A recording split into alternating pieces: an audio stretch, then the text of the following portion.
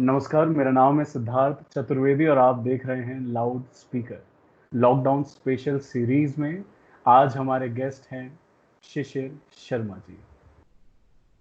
शिशिर शर्मा एक बहुत ही बड़े कलाकार हैं, अभिनेता हैं, जिन्होंने अपनी एक्टिंग से फिल्म इंडस्ट्री, टीवी इंडस्ट्री या यूं कहूं कि नए समय की जो वेब सीरीज जो इंडस्ट्री है, उसमें अपनी छाप छोड़ी है लोगों के दिलों पे। चाहे वो राजी के पाकिस्तानी जनरल हों, चाहे वो उरी फिल्म हो, या परमानेंट रूममेट सीरीज में तान्या के कूल पापा हों, शिशिर शर्मा जी ने हर किरदार में जनता के दिल पे अपनी एक खूबसूरत छाप छोड़ी है। स्वागत है सर आपका। बहुत बहुत शुक्रिया सिद्धार्थ, मुझे आमंत्रित करने के लिए और आपसे गुफ्तगू बातचीत करने के लिए अच्छा लगा। Thank you very much for the introduction.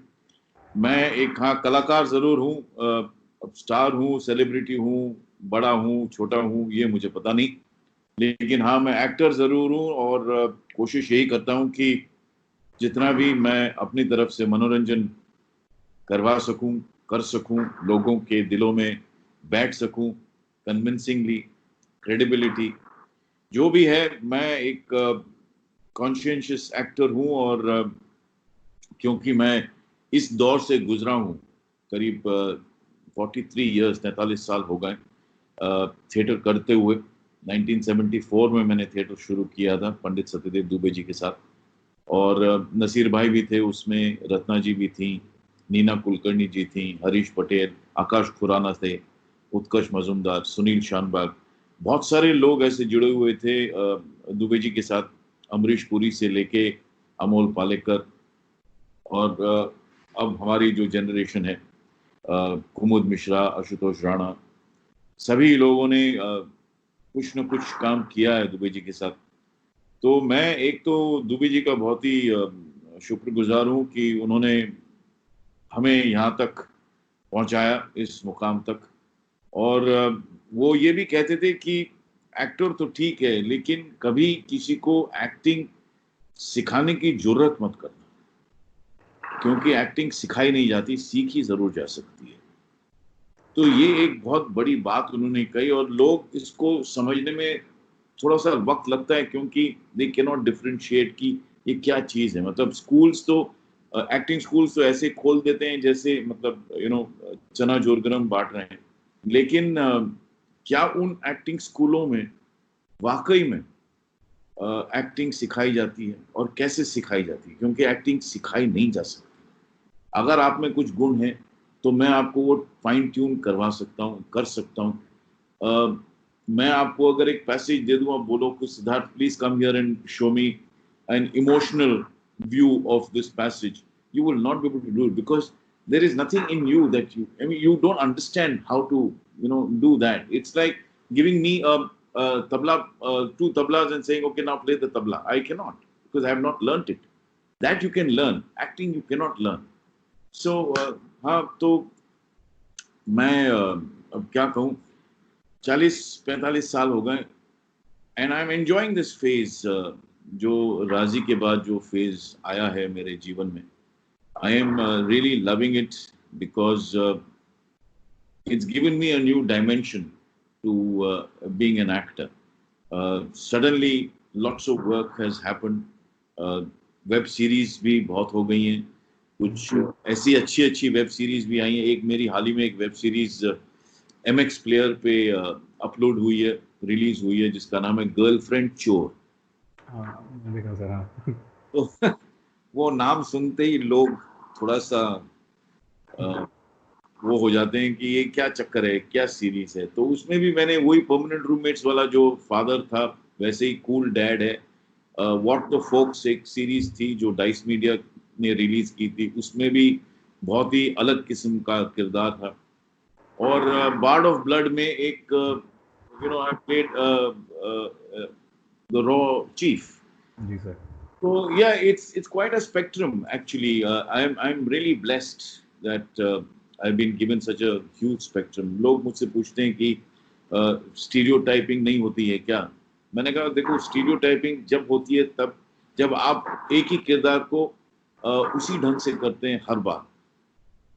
Stereotyping वो चीज है, अगर आपको दो पुलिस ऑफिसर करने पड़े दो अलग अलग फिल्मों में, तो डायरेक्टर किस हद तक आपको संभालता है, किस हद तक उस कैरेक्टर में जान ला सकते हैं, डाल सकते हैं, जो आपने पहले किया वो न करते हुए। तो I think it is necessary to be truthful to what you are doing. आपने आपने स्टीरियोटाइपिंग का जिक्र करा, तो स्टीरियोटाइपिंग जब आप परमानेंट रूममेट्स में कूल डैड का रोल अदा करते हैं, तब भी लोग कहते हैं कि मतलब एक जो अपने आप समाज जो ढाल लेता है खुद को एक खांचे में, तो उस खांचे के हिसाब से एक मतलब मैं आपको एजेड तो नहीं बोलना चाहूंगा, आप उतने हैं नहीं अभी सर, बट फिर भी कि एक सीरियस पापा होंगे या आदर्श और वैल्यू सिखाने वाले, और सिर्फ उतना ही रोल रहेगा कि खुल के बेबाकी से बात नहीं करेंगे, कनेक्ट नहीं करेंगे अपने बच्चों के साथ, या अगर अगर अगर एक लिकर शॉप के बाहर रुक के मन ही कर रहा है, मैं जस्ट अभी दोबारा से परमानेंट रूममेट्स का आपका वो एपिसोड देख रहा था जब आप कार में ढूंढ रहे होते हैं अपनी बेटी को, आप लोग दुखते हैं, देखते हैं और फिर आगे चल देते हैं, तो ऐसे सीन नहीं सोच सकते एक क्लीशे मीडिया के बीच में। तो जब आप इस लाइन में आए, जब पहली बार आपने इस स्टीरियोटाइप को तोड़ने के लिए कदम रखा, तो क्या था सर, मतलब क्या सोचा आपने, क्योंकि एक यूथ है जो कनेक्ट करता है आपके साथ, मतलब जो बहुत टफ हो जाता है, लोग सोचते हैं कि नहीं ये तो पापा या दादाजी वाले एक्टर होंगे शायद, बट यूथ है आज का, वो कनेक्ट करता है, आपको देखना चाहता है स्क्रीन पे, तो वो क्या था जब आपने कदम रखा है इसमें? मुझे ऐसा लगता है सिद्धार्थ, क्योंकि इतने सालों में मैंने ऐसा किरदार कभी निभाया नहीं था और लोग कतराते थे मुझे ऐसा किरदार देने के लिए, क्योंकि पता नहीं क्यों लोग समझते थे कि मैं लाइट रोल्स नहीं कर सकता। मैं एक एक्टर हूँ, मुझे कभी किसी ने कहा नहीं कि तुम कोशिश करते हो तो देखो, कभी किसी ने ऐसा रोल दिया नहीं मुझे, even on a auditional basis, at least call me and see whether I can do it. If I cannot do it, it's up to you. You don't want to take me, please don't take me. लेकिन एक मौका तो देना चाहिए एक actor को अपने जो भी अंदर है उसके एक्टिंग की जो वो है वो कुछ दिखाने के लिए। तो after having done strict fathers, principals, disciplinarian father, army officer, ये वो, सडनली परमानेंट रूममेट्स आए और तब वेब उतना खुला नहीं था इंडिया को। TVF was the first company, I think, who brought in the web to India. अब हमें पता नहीं था कि ये वेब कितना दूर जाएगा, क्या होगा, कितने लोग देखेंगे, कैसा होगा, कुछ पता नहीं था। Yes, we were actors, we did our best, and suddenly I come to know that people have loved me in permanent roommates. सब लोग कहते हैं कि we want a dad like you. Dad like me, yes, I'm also a person like that in real life. I am not one of those, I give that impression when I get onto a set that I'm a very serious person because I want to keep the distance. I always do that. नहीं, मैं platform पे बोल रहा हूँ कि जब भी मैं सेट पे जाता हूँ तो मैं थोड़ा सा डिस्टेंस मेंटेन करता हूँ, 2-3 दिन के बाद मैं खुल जाता हूँ, फिर मेरे रंग बाहर निकलते हैं। So I want to keep that distance, and when I do roles like Girlfriend Chore or What the Folks, Permanent Roommates, मुझे बड़ा अच्छा लगता है क्योंकि एक अलग किस्म का किरदार प्ले करने को मिलता है, and I love doing something like that. Sir, आज जिस तरीके के रोल्स आपको मिल रहे हैं, आप कर रहे हैं, और जिस रोल्स के साथ आपने शुरुआत करा था ये सफर, तो कितना कुछ बदल गया, मतलब तब क्या था, वो पहली फिल्म, वो पहला सीरियल, वो पहली टीवी या बॉलीवुड मूवी, और आज वो शुरुआत क्या थी सर, कैसे थी? वो शुरुआत स्वाभिमान से की थी मैंने।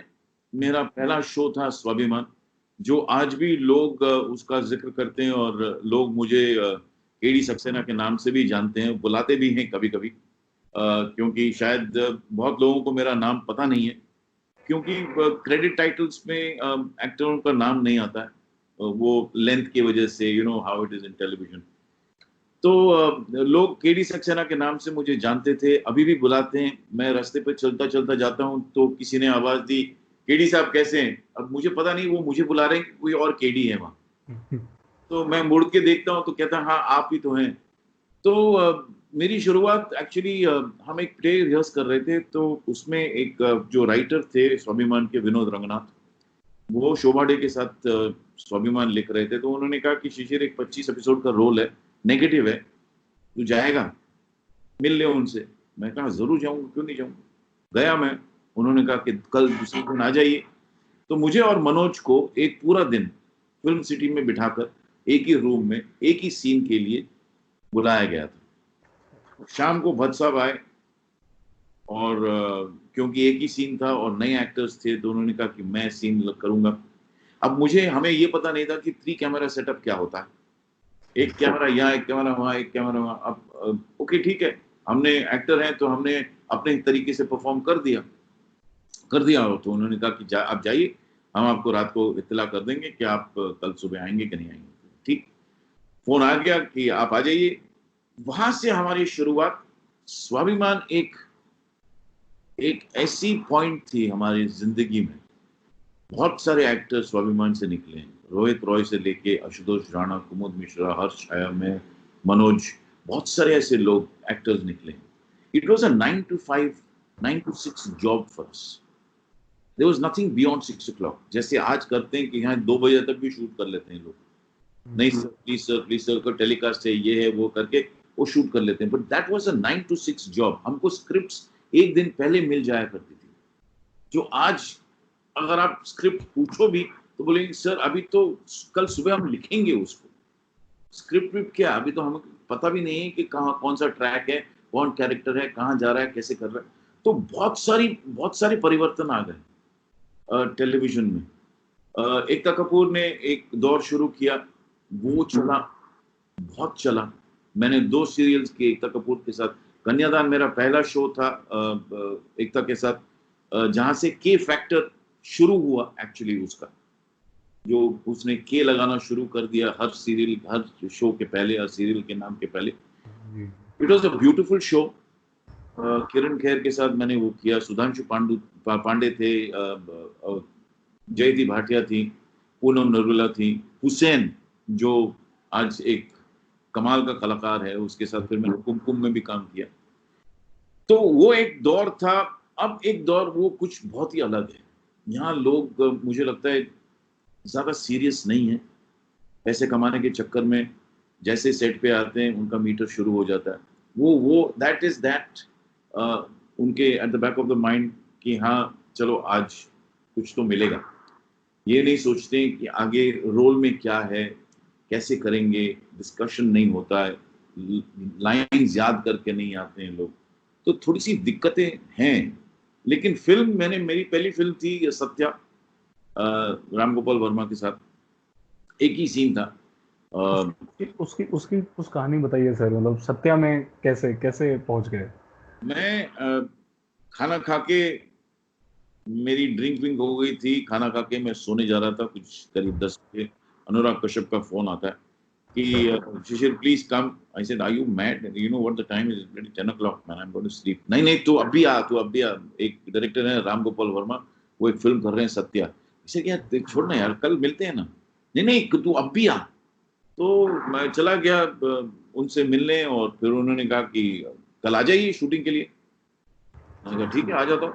माटुंगा में शूटिंग थी तो मैं चला गया। सारा दिन बैठा रहा। फिर रात को कुछ 7 बजे मेरा सीन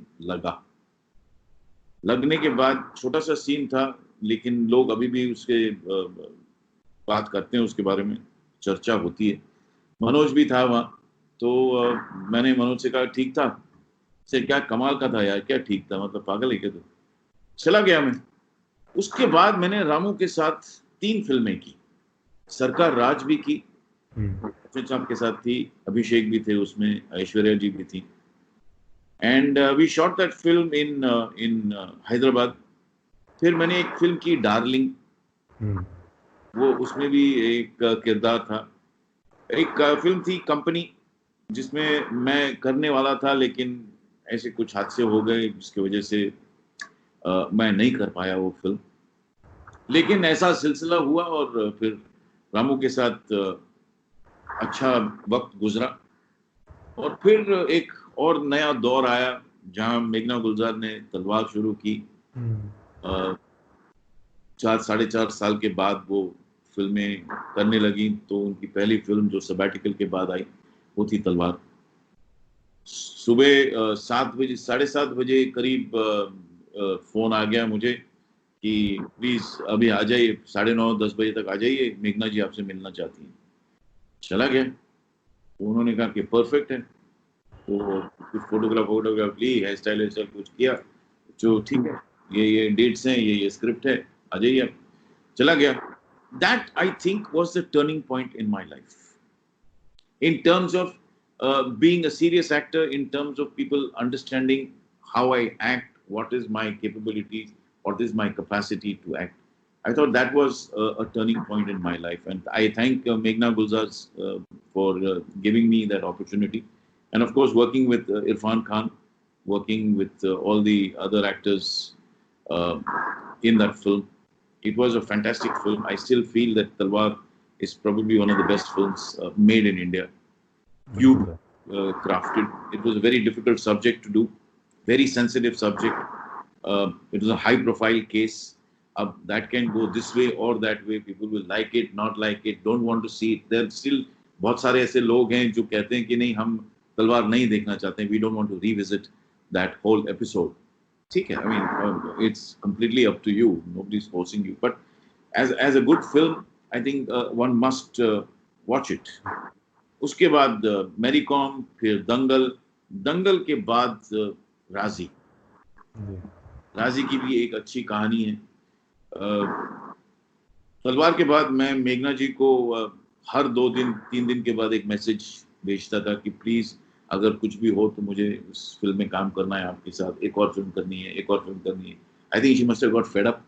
सो सडनली एक one afternoon at 4 o'clock I woke up. I was sleeping. I woke up and I saw the phone. Meghna Gulzar. Whoa, something is happening here. तो मैंने वाइफ से कहा कि just pinch me. Is it really?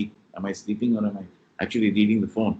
मैंने मेघना जी को phone किया, उन्होंने कहा कि मैं रेकी पे हूँ, लेकिन उन्होंने कहा कि तुम पूछ रहे थे ना कि तुम्हारे लिए कोई रोल है कि नहीं मेरी फिल्म में, तो हाँ एक रोल है। मैंने कहा वाह, that was the day. So she said, go and meet Jogi ji, who will explain the role, who was doing the casting also for the film. मैं चला गया, वहाँ गया, उन्होंने पूरी कहानी सुनाई। उन्होंने कहा कि कुछ ऐसे सीन्स हैं जो सिर्फ मेघना जी आपको सुनाएंगी। मैंने कहा चलो ठीक। सिद्धार्थ, मैं वहां से चला आया घर आके मैंने सोचा कि यार इन्होंने कहा तो नहीं कि मैं कौन सा रोल कर रहा हूँ। तो मैंने उनको फोन किया, मैंने कहा जोगी जी आपने कहा नहीं कौन सा रोल कर रहे हैं, कौन सा रोल करना चाहते हैं आप? मैंने कहा मैं वो फादर इन लॉ का रोल करना चाहता हूँ। क्यों?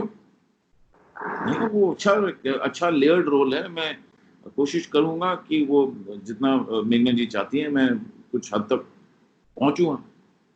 अच्छा, मैं आपको 5 मिनट में फोन करता हूँ। उन्होंने फोन किया, हाँ चलिए ठीक है, आप वो रोल कर लीजिए। मैंने कहा ये क्या बात हुई, वो रोल कर लीजिए।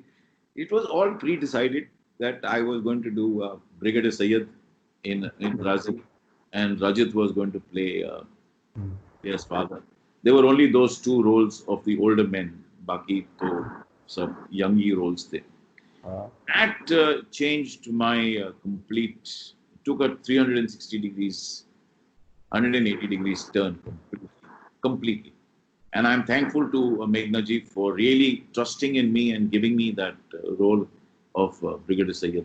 It was a fantastic experience working with Vicky Kaushal के साथ, आलिया के साथ, रजत के साथ तो मैं काम कर ही चुका था। And then of course Uri कहने लगे कि आप भैया आप 3 लोग ना एक पैकेज बन के आ जाइए हमारे साथ, विकी कौशल और रजत सर। हाँ जी। तो यूनिफॉर्म स्टिच कर लीजिए और आप और विकी आ जाइए, जहां भी आपको लगे तो हम ऑडिशन कर देंगे आपको और हो जाएगा काम। तो मैं विकी से यही कहता था कि भैया तू एक सिलवा ले, मैं भी एक जनरल का यूनिफॉर्म सिलवा लेता हूँ और चले जाएंगे, क्या है। तो ये है सर। बॉलीवुड का जैसा आप बता रहे हैं, मतलब बहुत लंबा सफर रहा और बहुत अप्स एंड डाउन्स का सफर रहा, पर परमानेंट रूममेट जैसा या गर्लफ्रेंड चोर जैसा किरदार अभी बॉलीवुड नहीं दे पाया शायद। वो कूल कूल डैड वाला रोल बॉलीवुड नहीं दे पाया अभी तक। ये मुझे थोड़ा सा ताज्जुब लगता है कि अगर मैं वेब सीरीज कर सकता हूँ, क्योंकि वही एक प्रोसेस है।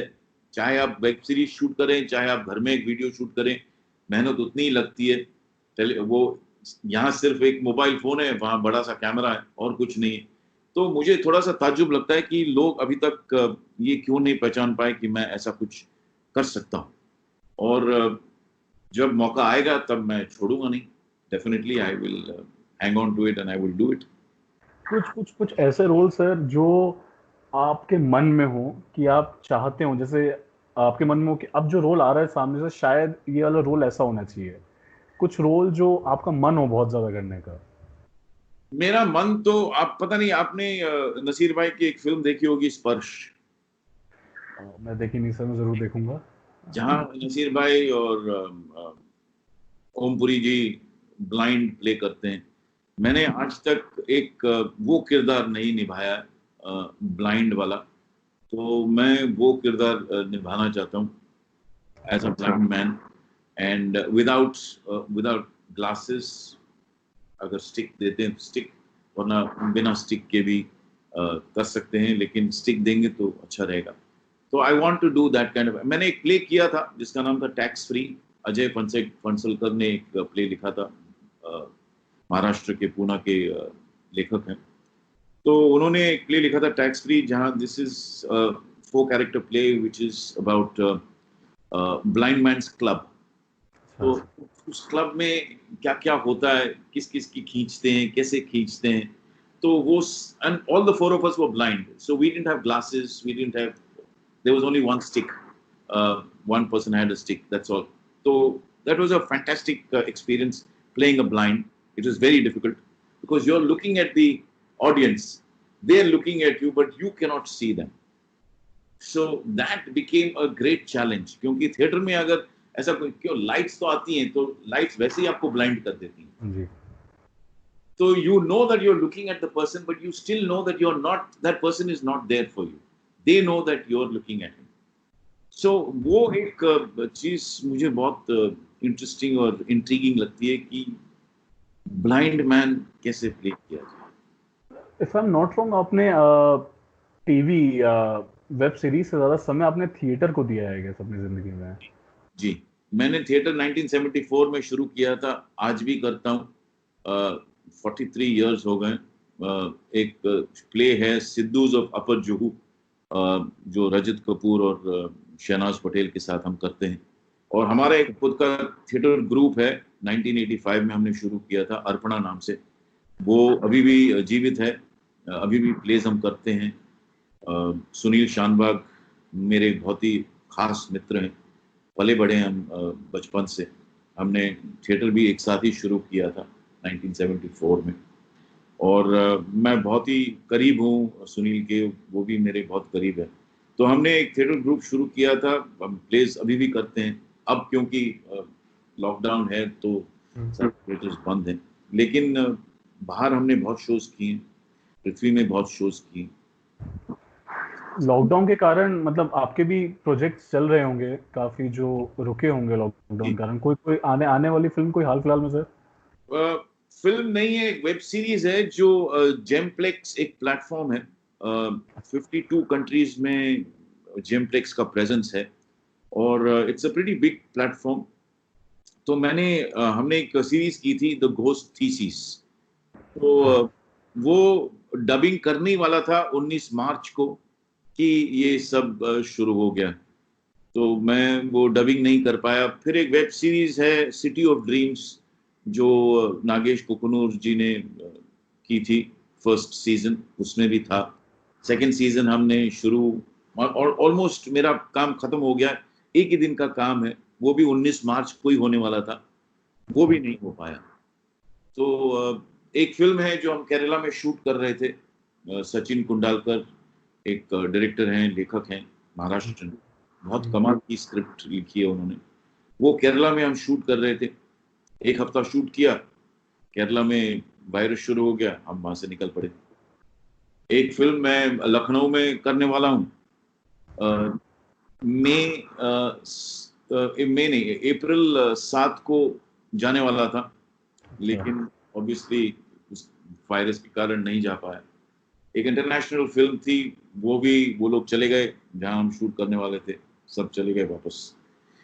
तो हाँ, काफी कुछ ऐसा है। और कुछ क्योंकि लॉकडाउन पीरियड में लोग सोचते हैं, तो एक बहुत ही इंटरेस्टिंग सीरीज का जिक्र किया है किसी ने मुझसे। तो वो अब जब ये लॉकडाउन खत्म होगा तब हम आगे बात बढ़ाएंगे उसकी।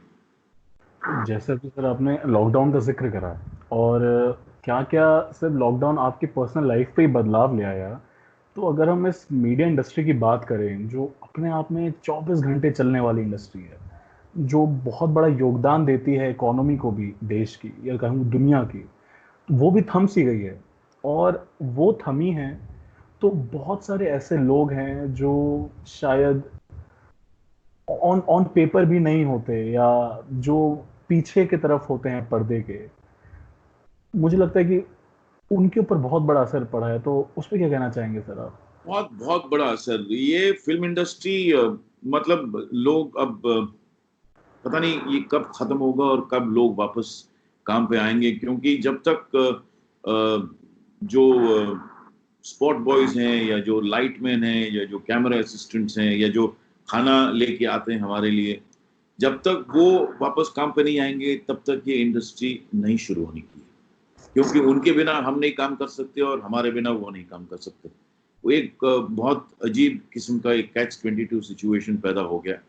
और बहुत सारे ऐसे एक्टर्स हैं, टेक्नीशियंस हैं, लोअर स्ट्रेटा के जो लोग हैं, जो डेली वेजेस के वर्कर्स हैं, वो अब उनके लिए अब क्या किया जा सकता है? जो जितने भी एसोसिएशंस हैं, जितने भी फेडरेशंस हैं, वो कुछ ना कुछ तो कर ही रहे हैं। एक्टर्स अपने हिसाब से कुछ ना कुछ कर ही रहे हैं उन लोगों के लिए। तो एक अजीब किस्म की स्थिति पैदा हो गई है, क्योंकि अब इन इसको वापस नॉर्मलसी पे लाना थोड़ा-सा मुश्किल होगा, बहुत मुश्किल होगा। अब मुझे लगता है लोग थिएटर भी नहीं जाएँगे पिक्चर देखने के लिए, क्योंकि वो डरे हुए हैं, डरे हुए रहेंगे कि कहीं कोई ऐसा कुछ दोबारा से शुरू ना हो जाए, क्योंकि बहुत सारे ऐसे लोग हैं, क्योंकि सिम्पटम्स तो हैं नहीं ना कोरोना वायरस के। आपको पता भी नहीं चलेगा कि आप में वो वायरस है कि नहीं है, कुछ 3-4 दिन के बाद फिर आपको, तो तब तक आपने कितने लोगों को इन्फेक्ट कर दिया हो, ये भी आपको पता नहीं होगा। तो लोग शायद थिएटर में जाएँगे नहीं। अब जितना जितना भी कुछ होगा, वो वेब सीरीज़ जो होगा, वो जितने भी चैनल्स हैं, जितने भी प्लेटफ़ॉर्म्स हैं, they have a field day, लेकिन शूट तो करना पड़ेगा। अब शूटिंग के लिए अगर ये लोग नहीं आएँगे तो फिर शूटिंग कैसे की जाए? So I think it's going to be a very very difficult situation for the economy to get back, for the film industry to get back, जिनका जैसे आपने कहा बहुत बड़ा योगदान है इकोनॉमी के लिए, पैसों के लिए। To survive in this industry, you need money. You cannot without that. बहुत सारे एक्टर्स घर पे बैठे हुए हैं, हम सब घर पे बैठे हुए हैं, तो कुछ ना कुछ हम लोग करते रहते हैं। पिछले कुछ दिनों में मेरे लिए तो ये लॉकडाउन अच्छा रहा, क्योंकि मैं कुछ फिल्में शूट कर रहा हूँ। मेरी वाइफ के साथ वो कैमरा हैंडल करती हैं, मैं शूट करता हूँ। तो हाँ, वो हम सीख रहे हैं, क्या-क्या करते हैं, क्या-क्या कर सकते हैं। कुछ 4-5 फ़िल्में हम शूट कर चुके हैं पिछले 25 दिनों में। तो एक कुछ पोएट्री रेसिटेशन हो जाता है मेरे लिए। कुछ लोग कहते हैं कि आप प्लीज़, आपकी आवाज़ बहुत भारी है, ये है, वो है, प्लीज़ आप हमारे लिए कुछ पोएट्री रिसाइट कीजिए, हम अपना चैनल पे डालना चाहते हैं या यूट्यूब पे डालना चाहते हैं। मैंने कुछ अभी किंगफिशर गुड टाइम्स के लिए कुछ किया है, एक अच्छा-सा वीडियो बनाया है उनके कुछ सीरीज़ जो थी, उन्होंने जो की थी, और एक वॉइस ऐड कर दी थी, वॉइस ओवर जैसे। तो बहुत ही इंटरेस्टिंग काम था वो। और हाँ, लोग मुझे आमंत्रित करते रहते हैं। वेबिनार, कल मैंने एक वेबिनार किया था, how to pursue your passion, that was the subject. So कुछ 45 लोग थे वेबिनार में, ऑनलाइन लोग 45 लोग देख रहे थे, मैं बात कर रहा था। उसके बाद एक Q&A सेशन हुआ। तो ऐसा मेरा वक्त गुजर जाता है। वी जस्ट होप सर कि ये जो कोरोना का समय है ये जल्दी बीते, पास हो जाए और चीज़ें वापस से वैसी आएँ।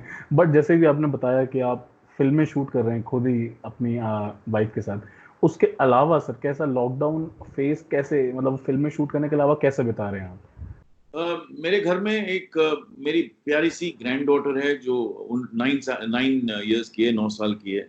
वो मेरी बायोलॉजिकल ग्रैंड डॉटर नहीं है, लेकिन हमने उसे अनऑफिशियली अडॉप्ट किया हुआ है। उसकी माँ हमारे साथ पिछले 23-24 साल हो गए वो हमारे साथ काम कर रही है। वो एक घर के सदस्य जैसी हो गई है। तो हम ताश खेलते हैं, कैरम खेलते हैं, कुछ स्टोरीज पढ़ते हैं, कुछ नेटफ्लिक्स पे उनके उसके हिसाब से कुछ देख लेते हैं। और सबसे अच्छी बात ये है कि हम सब एक होकर डाइनिंग टेबल पे खाना खाते हैं। यहाँ कोई भेदभाव नहीं है कि तुम काम करती हो इसलिए नहीं, वो हमारे बिल्कुल घर की सदस्य जैसी है। She is like a family member, there is no differentiation, and she is like my granddaughter. I have 3 other grandchildren. मेरी 2 बच्चियां हैं, 2 बेटियां हैं जिनकी शादी हो गई है। एक के 2 बच्चे हैं, एक दुबई में है, 7 साल का लड़का है। So I don't differentiate between the three of them with this girl who's at home with me. Her name is Arpita. और वो लोग भी कभी डिफरेंशिएट नहीं करते हैं। जो जैसे वो लोग अपने बच्चों के लिए कुछ अगर खरीदते हैं तो वो अर्पिता के लिए भी कुछ खरीद के लेके आते हैं। So it works both ways.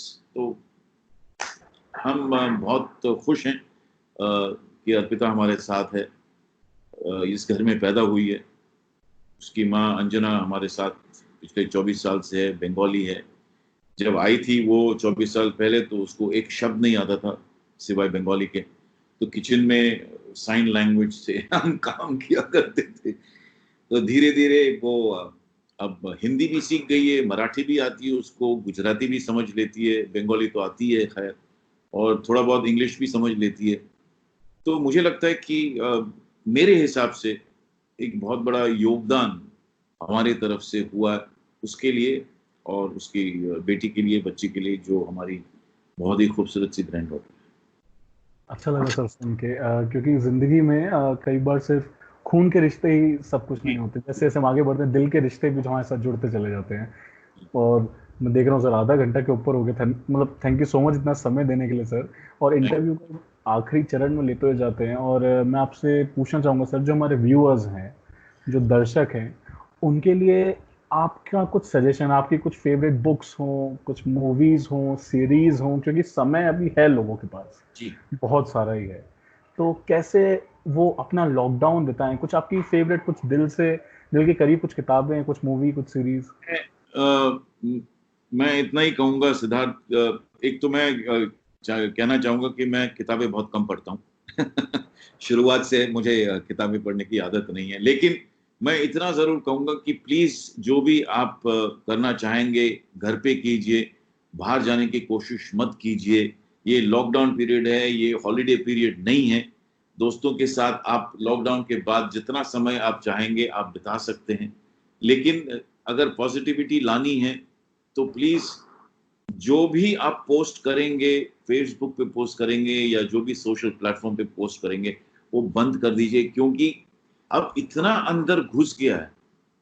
वो अगर आप नहीं पोस्ट करेंगे तो आपके दिमाग से वो निकल जाएगा। हाँ, कोरोना वायरस है, सबको पता है, एवरीबडी नोज कि everybody is giving their own opinion on this. I think it is enough. बहुत सारा ओपिनियन हो गया है, बहुत सारे पोस्ट हमने पढ़ लिए। ये डॉक्टर क्या कहते हैं, वो डॉक्टर क्या कहते हैं, चाइना क्या कहता है, यूएसए क्या कहता है। Fine, everybody is okay in their own right, but try and create that positivity by just forgetting that you are reading a post on Facebook and stop posting on Facebook or on any social media। एक तो ये है। दूसरा of course घर पे रह के आप बिंज वॉच कर सकते हैं, नेटफ्लिक्स है, अमेजोन है, बहुत सारे ऐसे प्लेटफॉर्म्स है। लेकिन कुछ ऐसे सीरीज हैं जो मैंने देखी थी पिछले दिनों में। एक थी जमतारा। मैं बहुत ही मतलब हाईली रिकमेंड करूंगा कि जमतारा देखिएगा। इट्स वेरी रॉ, लैंग्वेज थोड़ी सी वैसी है, यूपी वाली लैंग्वेज है। जी तो सर। ऑफ कोर्स कॉशन कि बच्चे आपके आसपास न हो। दूसरी एक सीरीज है शी, SHE, शी। एक लड़की है अदिति पोहनकर, कमाल की एक्टर है, और बहुत ही कमाल की सीरीज बनी है। ऑल्सो अगेन कॉशन, वो सीरीज एडल्ट्स के लिए है, बच्चे अगर आसपास न हो तो बहुत ही अच्छा है। एक तीसरी सीरीज है, नॉर्वेजियन सीरीज है called occupied, that also must be seen. It's about oil between Russia and Norway. It has English subtitles. एक और सीरीज है जिसका नाम है ट्रैप्ड, वो एक आइसलैंडिक सीरीज है, उसको देखना चाहिए। मनी हाइस्ट है, वो देखिए। द फॉल है, वो देखिए। बार्ड ऑफ ब्लड है, वो देखिए। जिसमें मैं भी हूँ। तो हाँ, नहीं अच्छा लगता है जब लोग बार्ड ऑफ ब्लड देखते हैं। खैर, एवरीबडी हैज ओन ओपिनियन, अच्छी है, बुरी है, इंडिफरेंट है, नहीं मुझे अब पसंद नहीं है, no problem, absolutely no problem. Criticism is always welcome, but only after you watch it will you be able to criticize it, not on somebody's watching it and you just say it and say, nahi Shishir, yeah, I don't think it was nice. No, have you seen it? No, you haven't seen it. So then see it and then criticize. I don't want that. जी sir. तो sir thank you so much sir, हमारे साथ जुड़ने के लिए, interview देने के लिए। बहुत अच्छा लगा आपके साथ बात करके, आपके सफ़र के बारे में सुन के, और किस तरीके से आपने बताया हमारे दर्शकों को कि कैसे वो इस लॉकडाउन को और अच्छे से यूटिलाइज कर पाएँ और नेगेटिविटी से थोड़ा सा और दूर हट पाएँ। हटके अगर रहें तो बहुत ही अच्छा है। लोगों के साथ बातचीत कीजिए घर में। This is the best period for bonding with your wife, with your husbands, with your partners, with your children, with whomever you want to bond. घर में जितना भी आप बॉन्ड कर सकते हैं, क्योंकि हर बार कहते हैं, जो भी काम करते हैं वो कहते हैं कि यार हमें छुट्टी नहीं मिलती, हम फैमिली के साथ वक्त नहीं बिता सकते हैं। तो this is the best period family के साथ वक्त बिताना, क्योंकि इसके बाद शायद आप छुट्टी न मांगे किसी से, क्योंकि अब बहुत दिन हो गए, छुट्टी पीरियड हो गया, तो I don't think anybody is going to ask for a leave और अ हॉलिडे। तो ये बहुत अच्छा पीरियड है, अपने फैमिली के साथ बिताएं और बॉन्डिंग करें, हंसी मजाक करें, कुछ गेम्स खेलें, कुछ गाना गाएं, जो भी आप कर सकते हैं, जो भी आपको अच्छा लगता है, जो भी फैमिली को अच्छा लगता है, अपने आप को अम्यूज करने के लिए वो कीजिए। Thank you so much Shishir sir, thank you so much हमारे साथ जुड़ने के लिए। बहुत अच्छा लगा आपसे बात करके। Thank you.